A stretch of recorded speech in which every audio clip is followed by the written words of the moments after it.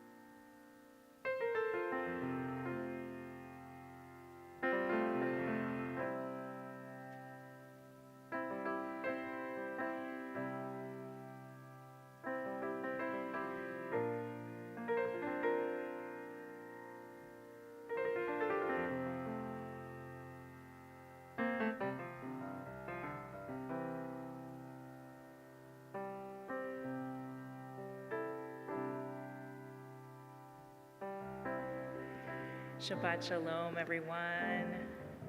Shabbat Shalom. Welcome to Congregation Beth Ahabah. We're so glad you're here, both those people in our beautiful sanctuary and everyone at home watching on your beautiful YouTube channel. This evening, we will be using our prayer book, Mishkan Tefillah, for Shabbat. So make sure it says Shabbat on the front cover. And I'll do my best to announce page numbers, of course. But remember that a lot of the prayers are on a two-page layout such that the right-hand page has Hebrew, transliteration of the Hebrew into English characters, and translation of the prayer into English. And the left-hand page often has alternative poems and prayers on the theme of the right-hand page. And so, again, I'll announce page numbers, but when in doubt, just turn the page. Joining me this evening in leading services is our music director, Natan Berenstein, at the piano, and our representative from the Board of Managers, Ken Roper. The rabbi is in Budapest right now on a honeymoon Israel trip that became a honeymoon Budapest trip, so we wish him and all of the people on that trip well and safe travels. And my name is Cantor Sarah Beck-Berman. We'll begin in our service this evening on page 20. And on page 20 is Lecha Dodi, a song we've been singing to greet the Shabbat since the 1600s. Lecha Dodi at the very top of page 20 is the chorus, and then we'll be singing verses 1, 2, and then after verse 2, we're going to skip all the way to verse 9, where it's customary for us to rise and face the rear of the sanctuary as we welcome in Shabbat as if she were a queen. And after verse 9, when we get to our final chorus, you are welcome to sit back down. So we'll begin together at the top of page 20.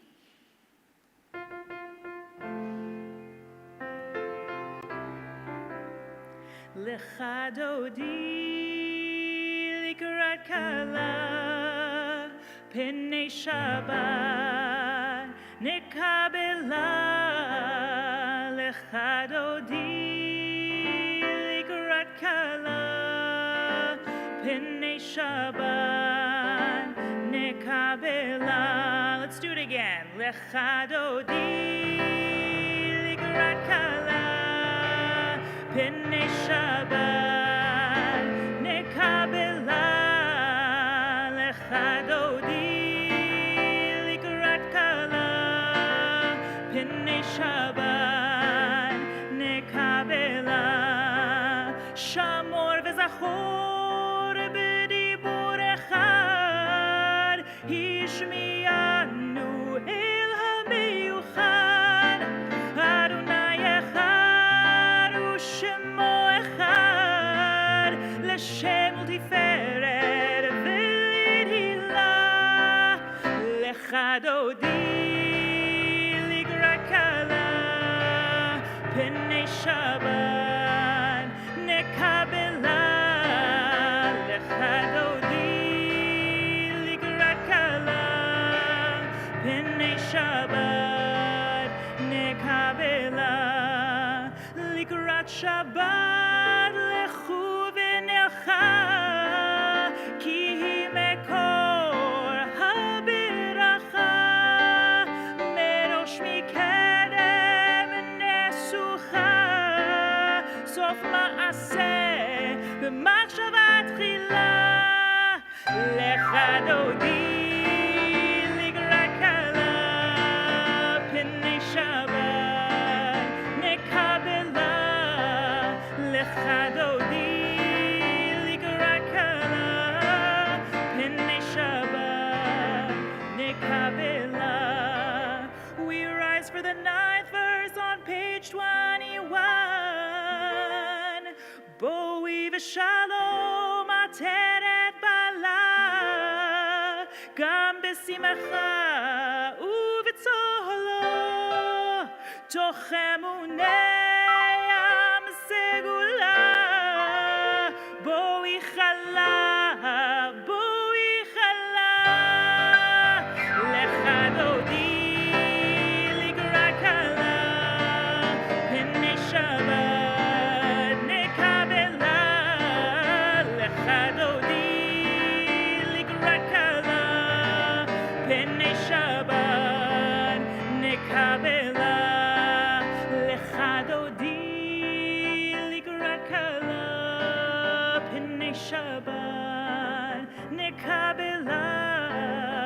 lecha dodi likra kala b'nei Shabbat mekabela.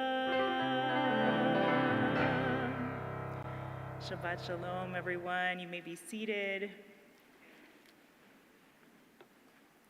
It's good to welcome Shabbat in with joy. And speaking of welcoming in Shabbat, we do that every week by lighting candles and saying Kiddush, the blessing, sanctifying Shabbat with wine or grape juice. And we turn in our Sidurim to page 2 for the candle blessing, for which I'd like to invite up Ken Roper.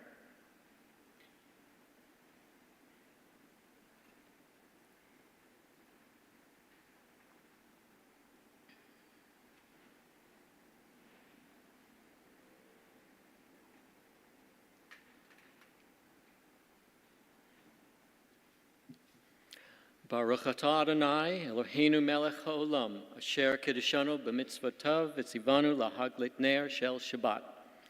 Praised are you, Adonai, our God, sovereign of the universe, who hallows us with mitzvot, commanding us to kindle the lights of Shabbat. Baruch atah Adonai, Eloheinu melech haolam, asher kiddushanu b'mitzvotav v'tzivanu lehadlik ner shel Shabbat.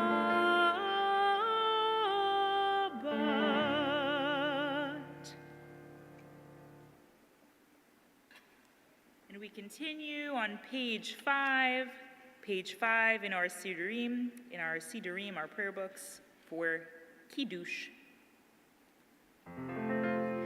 Baruch atah Adonai Eloheinu melech haolam borei peri hagafen.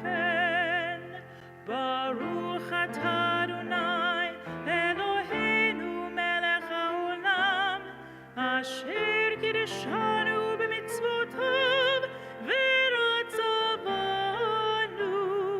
v'shabbat kodsho be'ahava uv'ratzon hinchilanu zikaron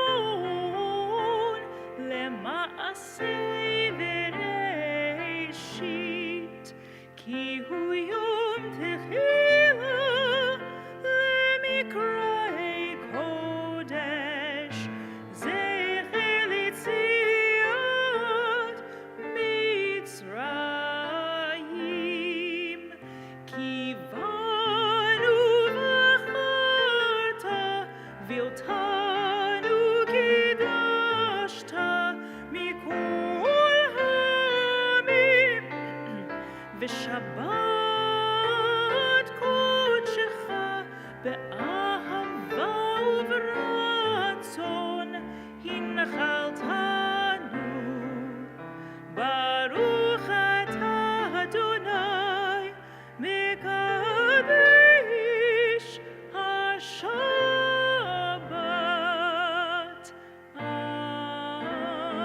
Amen. L'chaim. Delicious.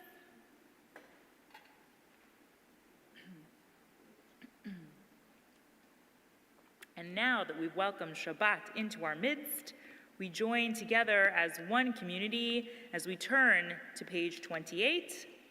We turn to page 28 and rise for our call to worship. Baruch Hu.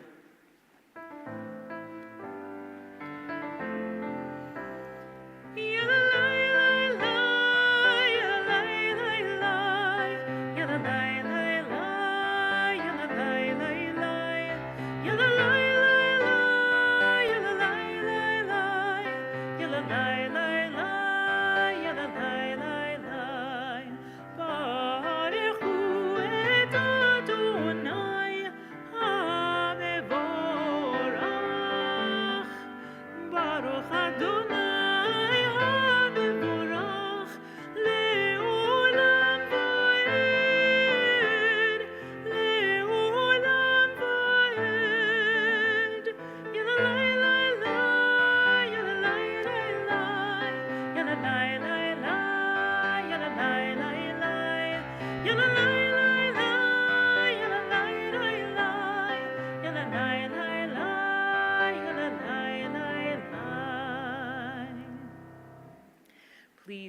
seated.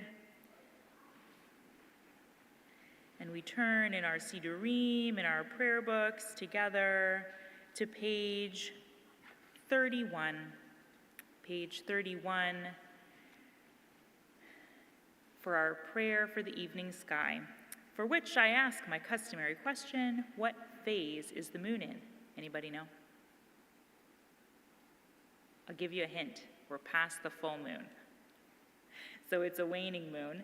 And we know that, of course, if we look outside, but also if we look at our Jewish calendar, which tells us that we are approaching the 22nd of ER as it gets dark this evening. And as we approach the end of the month, we also approach the new moon. So we're thinking about the moon and the stars and all of the works of creation visible in the night sky as we say our prayer for evening together at the bottom of page 31. This is an hour of change. Within it, we stand uncertain on the border of light. Shall we draw back or cross over? Where shall our hearts turn? Shall we draw back, my brother, my sister, or cross over? This is the hour of change, and within it we stand quietly on the border of light. What lies before us? Shall we draw back, my brother, my sister, or cross over? Baruch atah Adonai, hama'ariv aravim. Amen. We turn together to page 33. Page 33, and we read together at the top of the page. As you taught Torah to those whose names I bear, teach me Torah too.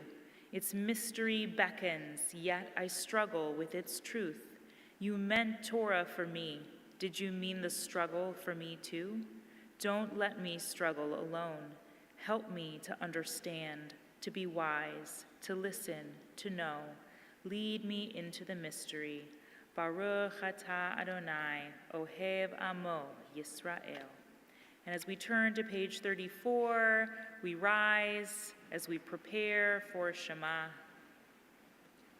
Hear, O Israel, Adonai is our God, Adonai is one.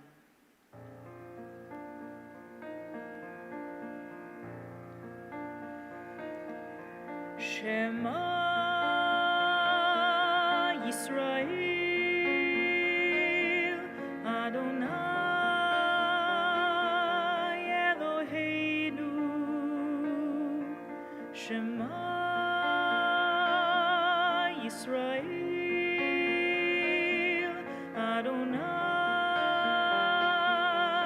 Echad. Baruch Shem Kibud Malchuto Leolam Vaed. Shema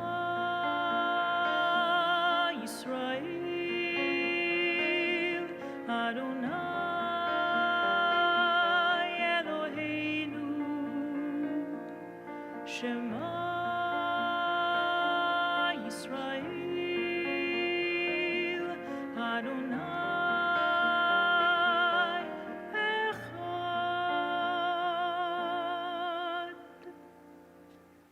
Please be seated. We continue with the V'ahavta on page 37. Page 37, we read together, love your God with every heartbeat, with every breath, with every conscious act. Keep in mind the words I command you today. Teach them to your children. Talk about them at work, whether you are tired or you are rested. Let them guide the work of your hands. Keep them in the forefront of your vision. Do not leave them at the doorway of your house or outside your gate. They are reminders to do all of my mitzvot so that you can be holy for God. I am Adonai, your God. I led you out of Egypt to become your God. I am Adonai, your God. Adonai Elohechem Emet. We turn together in our Sidurim to page 40 for the Micha Mocha, our song and prayer of freedom and redemption.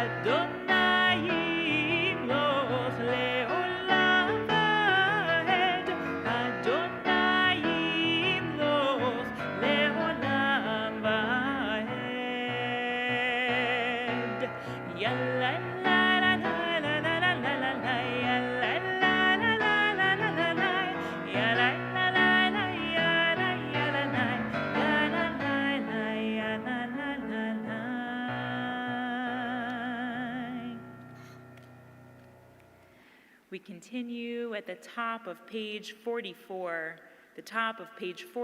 as we celebrate Shabbat with Vishamru.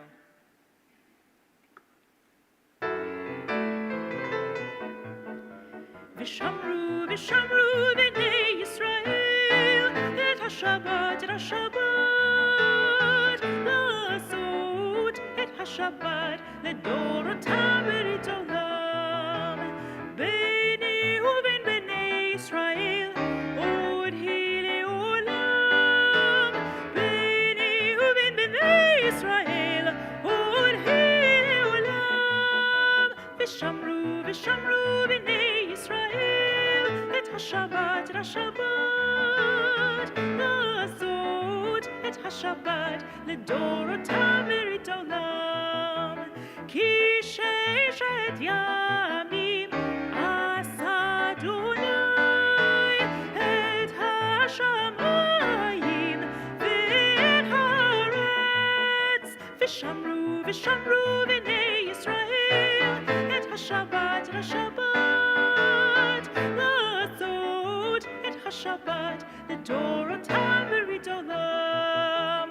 וביום השביעי שבת וינפש, וביום השביעי שבת וינפש, ושמרו ושמרו בני ישראל את השבת, לעשות את השבת, לדורותם ברית עולם. Yeah. We got to celebrate. And now we come to the central prayer in our service, the Amidah, or simply Tefillah, the prayer, which begins on page 46 and continues across the next several pages, but we begin together on page 46. Please rise.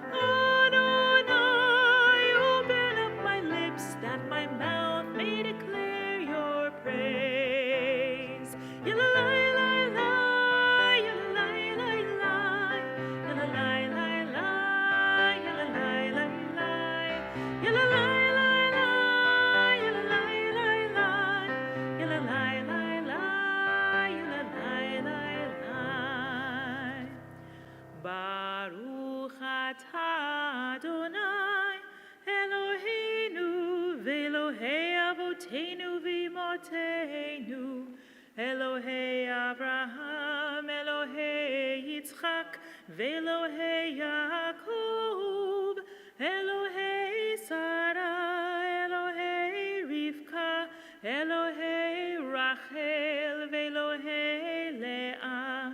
האל הגדול, הגיבור והנורא, אל עליון, גומל חסדים טובים, וקונה הכל, וזוכר חסדי אבות ואימהות, ומביא גאולה לבני בניהם, למען שמו באהבה. מלך עוזר ומושיע ומגן, ברוך אתה אדוני, מגן אברהם ועזרת שרה. אתה גיבור לעולם אדוני, מחיי הכל אתה, רב להושיע, מוריד הטל, מכלכל חיים בחסד, מחיי הכל ברחמים רבים, סומך נופלים ורופא חולים, ומתיר אסורים, ומקיים אמונתו לשני עפר. מי כמוך בעל גבורות, ומי דומה לך, מלך ממית ומחיה, ומצמיח ישועה, ונאמן אתה להחיות הכל. ברוך אתה אדוני, מחיי הכל. אתה קדוש ושמך קדוש, וקדושים בכל יום יהללוך סלע. ברוך אתה אדוני, האל הקדוש. Please be seated.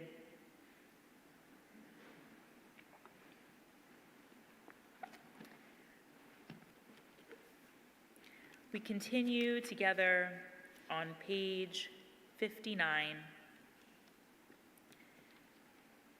Page 59, in the middle of the page, we read together, "When we behold your heavens, the work of your fingers, the moon and stars that you set in place, what are we humans that you are mindful of us, we mortals that you take note of us? You made us little less than divine, adorned us with glory and majesty. You gave us dominion over your handiwork, laying the world at our feet. How majestic is your name throughout the earth. Baruch atah Adonai, hatov shimcha ulecha na'eh lehodot." We continue with silent prayer and reflection using the words on the next several pages or the words in our hearts.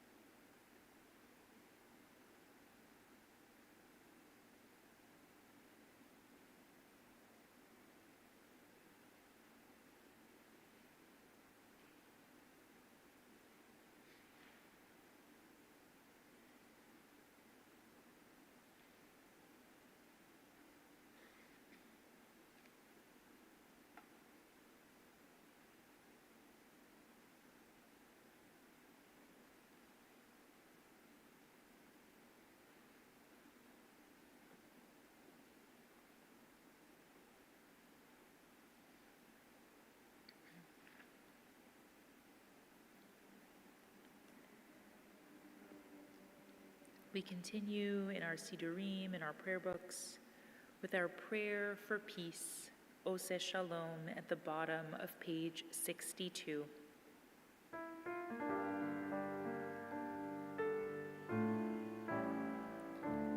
Ose Shalom bimromav, Uyase Shalom aleinu, ve'al kol Yisrael, ve'imru amen. Ose Shalom bimromav, Uyase Shalom aleinu, ve'al kol Yisrael, ve'imru amen. Uyase Shalom, Uyase Shalom, Shalom aleinu, ve'al kol Yisrael, Uyase Shalom, Uyase Shalom, Shalom aleinu, ve'al kol Yisrael, Uyase Shalom, Uyase Shalom, Shalom aleinu, ve'al kol Yisrael, Uyase Shalom, Uyase Shalom, Shalom aleinu, ve'al kol Yisrael, Uyase Shalom, Uyase Shalom, Shalom aleinu, ve'al kol Yisrael.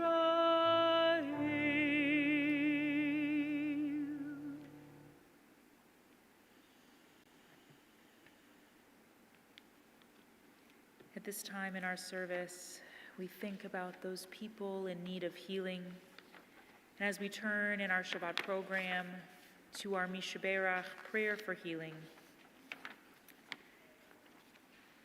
here at Beth Ahabah, we're thinking about the following people in need of healing: John Phillipson, Leo Bezanson, Eden Katzenbaum, Richard Balderston, Bob Marks, Charles LeBeau, Jeffrey Teeger, Rivka Kogan, David Tallheimer, Randall Markham Berman, Andrea Bardenett Beam, Lorraine Badofsky, Kathy Marks, Anita Leibowitz, Matthew Deinhardt, Hal Kalish, Shayna Hannah Silver, Rebecca Eichelbaum, Christine Lopez, Irv Kleinman, Sarah Frida Botbela, Arlene Silver Shafton, Fran Bradford, Robin Sue Brackenborough, David Sachs, Caitlin Zay, Percy Wiley, Larry Ayers, Brenda Stork, Greg Smith, Sherman Lubman, Barbara Bradshaw, Claudia Biegler, Colton Richard Schultz Boyd, Jordan Joseph,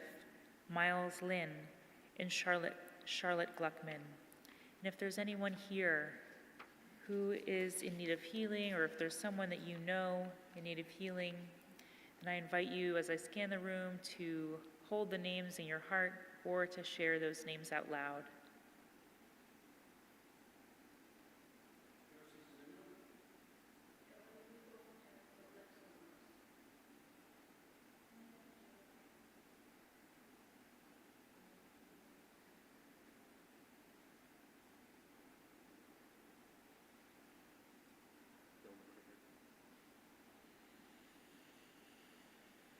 We think of all these people in need of healing and of our world, which is always in need of healing, as we turn together to our Mishaberach prayer for healing in our Shabbat program.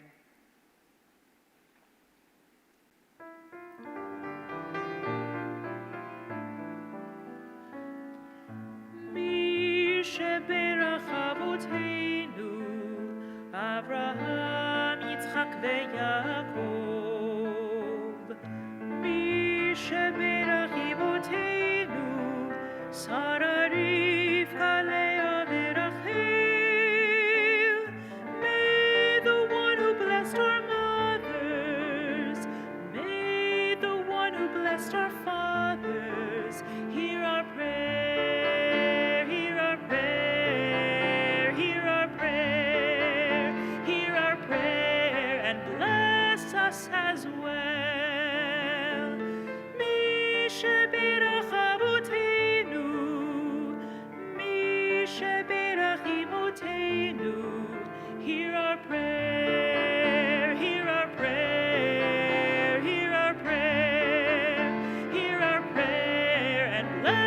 us as well. Hear our prayer, hear our prayer, hear our prayer, hear our prayer, and bless us as well.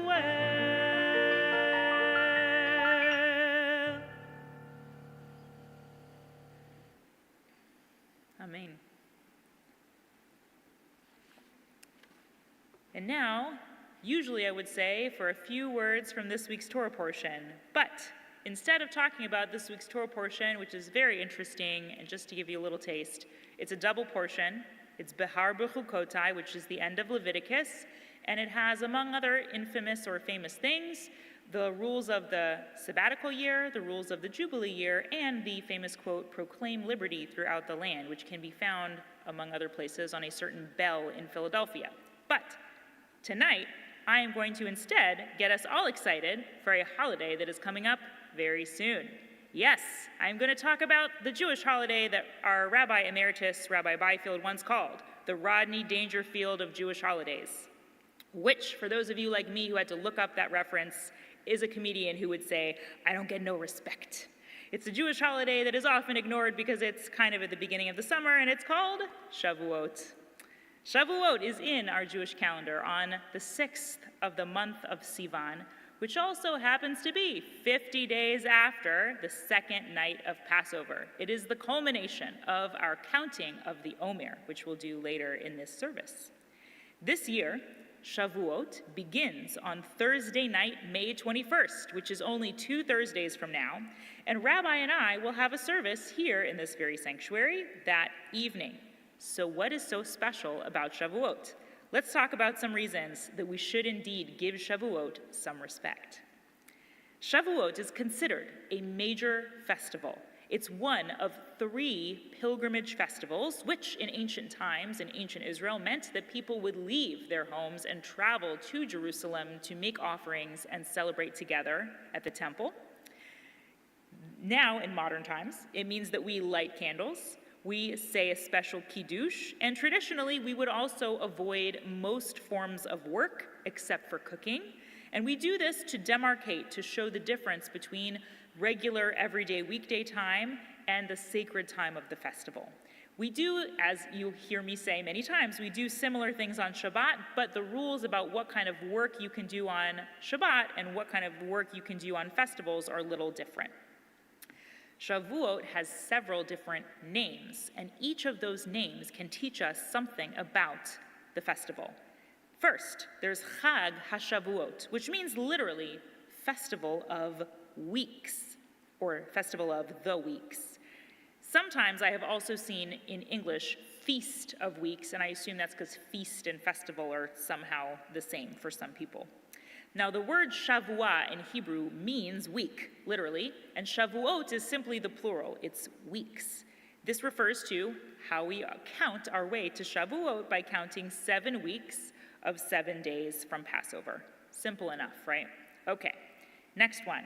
Shavuot is connected in the biblical text to the season of the grain harvest, specifically the wheat harvest in the land of Israel. This also builds on the previous name because the ancient grain harvest began with the harvesting of barley during Passover and ended with the harvesting of wheat at Shavuot. And this season lasted how many weeks? Why, yes, 7 weeks, I heard you say. Correct. So if Passover was the beginning festival kicking off the grain harvest, Shavuot was the concluding festival of the grain harvest and the last of the 3 pilgrimage festivals. Sukkot in the fall concludes the fruit harvest. So there's barley, there's wheat, and there's fruit in the fall. Now, when there was a temple in Jerusalem, people would bring offerings of bread from the wheat harvest, but that wasn't all that they brought. Shavuot is also referred to as Yom HaBikurim, which means Day of the First Fruits. This refers to the practice in temple times when those people that could would take offerings of first fruits of their harvest, and that doesn't just mean like a fruit like an apple, it can mean grains as well. They would put it in fancy baskets, and they would bring these offerings to the temple in Jerusalem in a huge parade and often decorate with flowers. And at the temple in Jerusalem, every farmer would present the first fruits to a priest in a ceremony that follows the text that we see in Deuteronomy chapter 26, which includes lines that may sound familiar from the Passover Haggadah. My father was a wandering Aramean, and he went down into Egypt, and he sojourned there, few in number, and he became there a nation, great, mighty, and populous, and so forth. And it takes you, the 10 verses from Deuteronomy take you briefly through the whole Exodus story, and it's tying in people's gratitude for the Exodus with their gratitude for the bounty of the land. But there's one more name for Shavuot we haven't discussed yet. And this is a name that the rabbis call Shavuot, Zman Matan Toratenu, literally, time of the giving of Torah. This name does not appear in any biblical text. Rather, it comes from the rabbinic tradition about the festival of Shavuot. The rabbis calculated, that's what they do, they calculate. They calculated that the revelation at Sinai, thunder, lightning, I am Adonai your God, the 10 Commandments, the very dramatic representation in our beautiful Tiffany window over there with the volcano, right?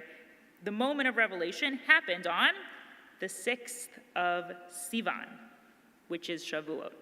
So from this calculation, the revelation at Sinai and the associated giving of the Torah at Mount Sinai is connected to Shavuot. And we have a special festival Torah reading that we do on Shavuot from Exodus, that very part where we see the revelation at Sinai and we hear the 10 Commandments. And then there's another special Torah reading from the book of Numbers, which describes the various offerings that people would bring. There is additionally a Haftarah reading, a reading taken from the prophets section of the Hebrew Bible, which is from Ezekiel. And it's that part of Ezekiel where he has strange mystical visions of God and strange, hard to describe creatures that are often thought of angels or angelic beings, which if you watch enough History Channel, I'm sure you've seen an episode claiming they were aliens, but I have no opinion on that. However, those are the special readings we do for Shavuot, and during our Erev Shavuot service here on Thursday, May 21st, we will call everyone up to the Bima to the Torah as we read together the 10 Commandments, which is Exodus chapter 20. So these are the names of Shavuot. Let's talk about a few traditions that have developed over the centuries that people do to celebrate. There is a practice of staying up all night on Shavuot to study Torah, known as Tikkun Leil Shavuot, which literally means tikkun is like an improvement, but it can also mean fixing something for the night of Shavuot. And this practice is connected to a midrash. You can think of midrash as ancient rabbinic fan fiction on the Torah. So this practice is connected to a midrash, which relates that the night before the Torah was given, the Israelites went to sleep early so that they would be super rested for this very important day of receiving Torah. But despite that, they managed somehow to oversleep, and Moses had to wake them up. It's like the dream you get in school, right? That you're missing the bus and you're going to miss your geometry test. So God is waiting for them up on the mountaintop and they're oversleeping. Oy, oy, oy. So better stay up all night just to be safe. That's one origin story for the practice of Tikkun Leil Shavuot, but the custom actually goes back to ancient times. The custom of staying up all night goes back to slightly less ancient times than that. It goes back to the 16th century when Rabbi Yosef Karo, who is the author of a very important work of Jewish law called the Shulchan Aruch, invited Rabbi Shlomo Halevi Alkabetz, who is the author of Lecha Dodi, which is the song we sang at the beginning of services, and other Kabbalists, other Jewish mystics and scholars, to a study vigil on Shavuot. And they prepared for 3 days before their study session, echoing how the Israelites prepared for 3 days leading up to the revelation at Sinai. In our liturgy, we have several famous poems that are associated with Shavuot. People from the Ashkenazi tradition recite a piyut, which is a liturgical poem that is in Aramaic, and it is called Akdamut, and it's usually read before the Torah, before or during the Torah service in the morning service. This is a poem that's acrostic, so each line starts with different letters of the Aleph-Bet in order, and the themes of the poem are God, Torah, and Israel. And it has many different biblical and Talmudic references. And the melody that we use to chant Akdamut is also used for the Kiddush on Shavuot evening, and you've heard me sing this melody every time we do a festival Kiddush, whether it's Shavuot, whether it's Passover, or whether it's Sukkot. I use the same melody. Ya la la la la, ya la la la la la la la la la la. That melody comes from the Akdamut. Now, Sephardi Jews don't read the Akdamut, but instead, because it's their own thing, they sing piyutim called azharot, which set out the 613 commandments. So different Jewish flavors, different poems, but very Torah themed, because the 613 commandments are a big deal for the rabbis and from the Torah. There's another thing that we read on Shavuot. I know, there's like so much, right? I hope that I'm telling you something that you did know and something that you didn't know. We also read on Shavuot the book of Ruth. Why? Well, as per usual for us, there is more than one reason, and there's no definitive reason, but many possible answers. Shavuot is a harvest festival, and much of the book of Ruth takes place during the grain harvest. Okay, thematically relevant. King David is the great-grandson of Ruth, and he's supposed to have been born on and died on the festival of Shavuot. All right, it's another connection. That's from the Talmud. Now, for those people who are fans of gematria, which is Jewish numerology, where you count up the value of each letter and add it up and see what there is to see, the name Ruth in gematria is 606. And if you add the number 7 for the 7 Noahide laws, it brings you to 613, which is the number of commandments given in the Torah at Sinai. Rabbis love that stuff. Count up the numerology for Ruth, and you add 7, and boom, we also like the number 7. So there's one more. Shavuot, as we know, is the day that we celebrate the giving of the Torah, and that means the entire Jewish people entered into a brit, a covenant with God, that day.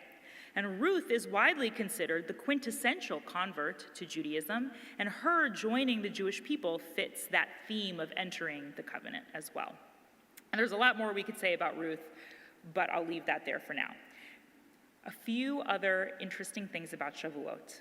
Just like every other major holiday, there's a custom to have a festive meal, and in this particular case, dairy foods are a very common tradition to eat on Shavuot. And examples of this include, but are by no means limited to, cheesecake, cheese blintzes, and cheese kreplach among Ashkenazi Jews, cheese sambusak, calzones, which are like ravioli, and atayef, which is a cheese-filled pancake among Syrian Jews, kahi, which is a dough buttered and sugared among Iraqi Jews, a 7-layer cake called siete cielos, meaning 7 heavens, among Tunisian and Moroccan Jews. And Yemenite Jews do not eat dairy food on Shavuot, fun fact. So just a few examples. Like with the book of Ruth, there are many possible explanations for why eating dairy is such a common Shavuot custom. So here's just 3. The Torah is compared to milk by King Solomon, who wrote in Song of Songs, "Like honey and milk, it lies under your tongue." There's also more gematria, the numerological equivalent of the Hebrew word for milk, which is chalav, is 40, corresponding to the 40 days and 40 nights that Moses spent on Mount Sinai before bringing down the Torah. Also, the Psalms call Mount Sinai Har Gavnunim, which means mountain of majestic peaks. And Har Gavnunim is etymologically similar to the word for cheese in Hebrew, which is gvina. So I love picturing mountains of cheese in my mind. Lastly, The last Shavuot tradition that I will mention is that it's customary to decorate the home and the synagogue with greenery and with flowers. And there are, of course, many possible reasons for that as well. There's a midrash that in anticipation of the revelation of Torah, Mount Sinai suddenly burst into blossom with flowers, which is a cool image. There's another story that baby Moses was supposedly placed into the river on the 6th of Sivan, on Shavuot, in a basket made of bulrushes and hidden among the river reeds. So you got your greenery decoration. And then there's some places that decorate the bima to look like a bridal canopy, like a chuppah, with plants and flowers and decorations. And this is referring to this Kabbalistic, this Jewish mystical image of the covenant between God and Israel at Sinai being obviously not literally, but sort of like a marriage, with God as the groom and the nation of Israel as the bride. And there are some Eastern Sephardi communities that actually read out a ketubah, like a marriage contract between God and Israel that was composed by Rabbi Israel ben Moses Najara, who's a famous poet, as part of their service for Shavuot. So I hope you learned something that you didn't already know, and for more resources, including recipes, family activities, and songs, you can see the Omer and Shavuot resources page on our website, which is available in our main navigation tab or by going to bethahabah.org/Omer-resources. So I hope that this Shabbat, that this day of rest, inspires us to do all of the inner work that we need to do to help us remain curious about what we do not know, rather than being stuck in an attitude of certitude. May we always hold on to that spark of excitement about learning something new. And may love of Torah and loving kindness for our world fill our hearts this Shavuot and this Shabbat. Amen. And Shabbat Shalom.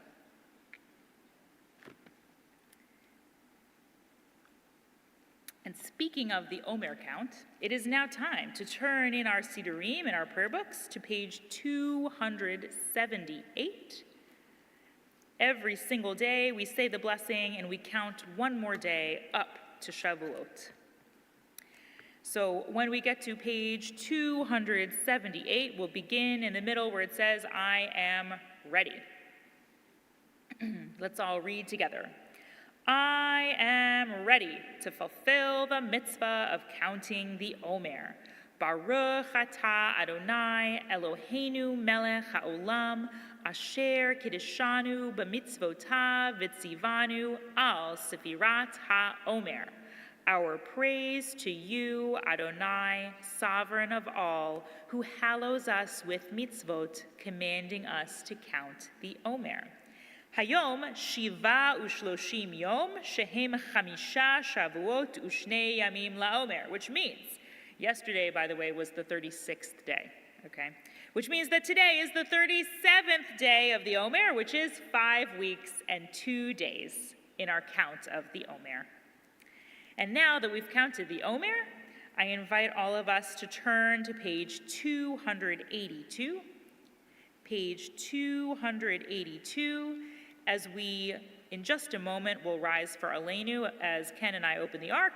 But just to let you know, Aleinu begins in the middle of page 282. And when we reach the bottom of that paragraph, we actually flip 2 pages ahead to the V'ne'emar on page 287. But we begin together at the bottom of 282. Please rise.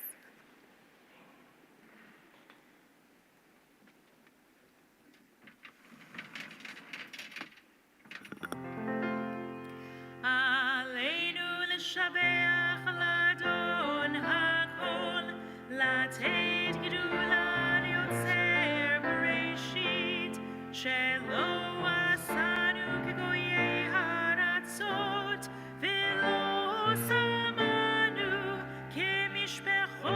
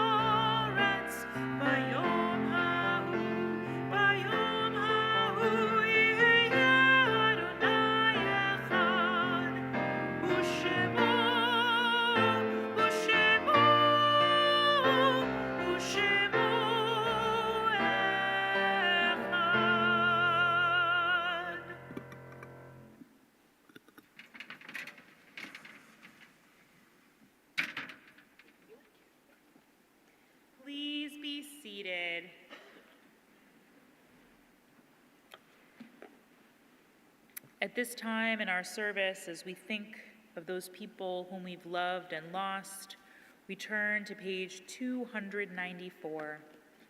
Page 294. This week, Beth Ahabah is thinking of the families of those who've just recently passed away: Florence Kassoff, Ellen Gertson, and James H. Craven Jr.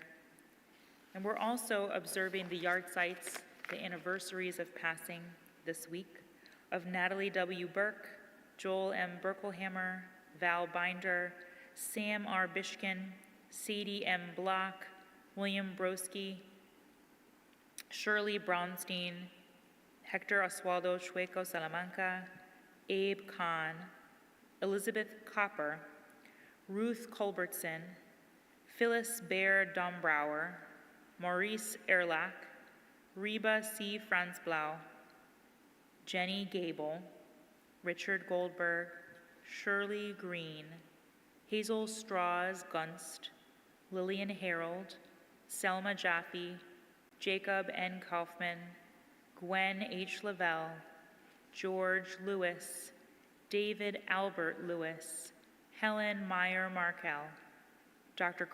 Carl Moss, Eugene Itzhak Quitt, Alfred Rose, Henry Rosenheim, Charles Salkin, Maurice Salomonsky, David Schreibfeder, Carolyn Schwartz, Benjamin Slippo, and Sarah Strauss-Vitsky. And if any of you here are observing Shiva, the 7 days of mourning following a loved one's death, Shloshim, the 30 days of mourning following a loved one's death, if there's a yahrzeit anniversary of passing that you're observing this weekend, or if there's simply someone that you'd like to remember on the occasion of this Shabbat, then I invite you, as I scan the room, to share those names out loud or hold them in your hearts.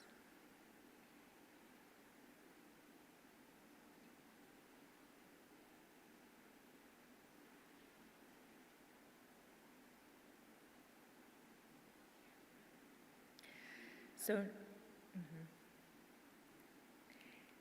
as we turn together to page 294, I invite those of you who are in Shiva or Shloshim in mourning to please rise, who are observing a yahrzeit to please rise. And as is our custom here at Beth Ahabah, for the whole congregation to please rise. In support of one another, as we turn to the Mourner's Kaddish together. Yit Gadal v'yit Kadash Shemei Rabbah B'alma Divra Chirutei V'amlich Malchutei B'chayechon u'b'yomechon u'v'chayei D'chol Beit Yisrael Ba'agala u'v'zman Kariv V'imru. Amen. Yehei Shemei Rabbah Mevarach Li'alam U'lalmei Almaya Yitbarach v'yishtabach v'yitpa'ar v'yitromam v'yitnaseh v'yithadar v'yithaleh v'yithalal shemei d'kudesha b'richu le'ela min kol birchata v'shirata tush b'chata v'nechemata da'amiran bi'alma v'imru. Amen. Yehei shalama rabba min shemaya V'chayim aleinu v'al kol Yisrael v'imru. Amen. Oseh shalom b'mromav hu ya'aseh shalom aleinu v'al kol Yisrael v'imru. Amen. Yehi zichronam livracha. May their memories be an abiding blessing. Amen. Please be seated. And I'd like to invite up to the podium Ken Roper for some greetings and announcements. Okay. Shabbat Shalom. Shabbat Shalom. And welcome everyone here in our beautiful sanctuary and everyone on YouTube. And thank you to Cantor, to Natan for the lovely service tonight. And happy Mother's Day to all who celebrate this Sunday. Coming up next Friday night, Shabbat services continue at 6:15 with an onig beforehand at 5:45. Next Saturday, May 16th, Come to our Beth Ahabah end-of-year party with Havdalah, annual meeting, and installation. Nosh and socializing starting at 7. At 7:30, the choir will lead us in Havdalah, followed by the annual meeting. On Sunday, May 17th, Rabbi Nagel is hosting a lamb roast and open house at his family's home.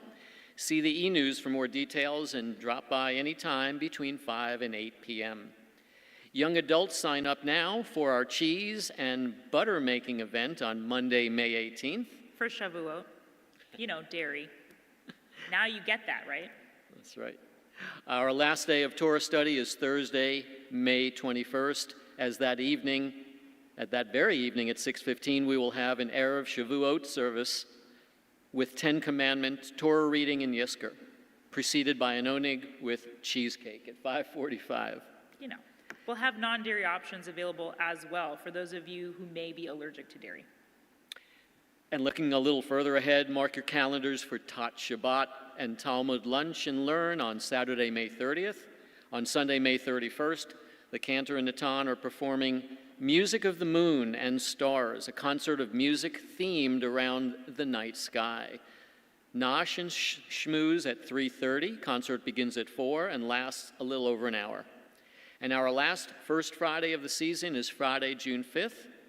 Members, remember, please sign up for the dinner and supervise children's activities, as we will be on our summer cookouts until First Fridays resume in the fall. And please see the back of your Shabbat programs or the e-news weekly emails for more on upcoming programs. And Shabbat Shalom to everyone. Shabbat Shalom. Thank you, Ken.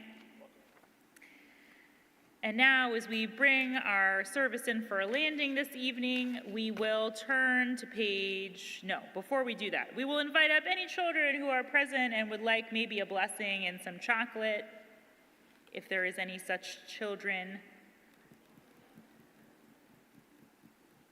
I thought so. Sometimes it's good to be the only one, but you can bring a friend with you if you want to.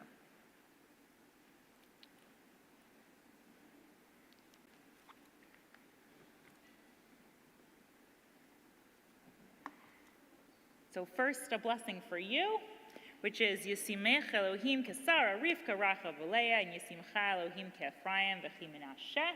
And then a blessing for all of us, Yivarechecha Adonai V'yishmerecha, Ya'er Adonai Panav Elecha V'yichunecha, Yisa Adonai Panav Elecha V'yasem Lecha Shalom. And now, why don't we say Hamotzi over the bread? Baruch atah Adonai Eloheinu melech haolam, hamotzi lechem min haaretz. Amen. Okay, would you like some bread and some chocolate? Wonderful. Okay, take just enough for you, I guess, because we're going to send it out. Good job. All right, and then Ken is going to help with passing out the challah and the chocolate. The challah and the chocolate. Is that too much? Okay. As the rest of us turn in our Sidurim and our prayer books to page 13, and we answer that other age-old question, can we sing the closing song together while we are eating challah? And the answer is, please sing safely. On page 13, 4 lines up from the bottom, Ya'aloz Sadai. Ya'aloz Sadai, v'chol asher bo Ya'aloz Sadai. Ay, ay, ay, ay, ay, Ya'aloz Sadai, v'chol asher bo Ya'aloz Sadai. Ay, ay, ay, ay, ay, az yiradenu kol hatzeyar, az yiradenu kol hatzeyar, az yiradenu kol hatzeyar,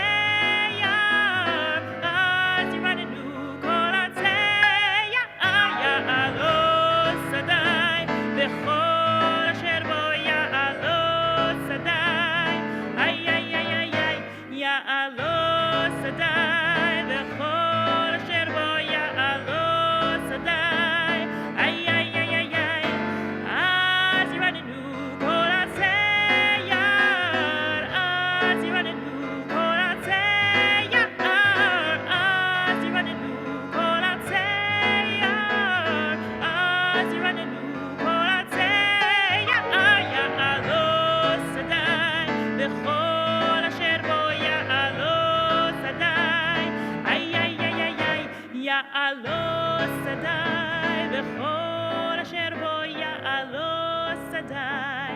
Ay, ay, ay, ay, ay. Shabbat shalom, everyone. Shabbat shalom.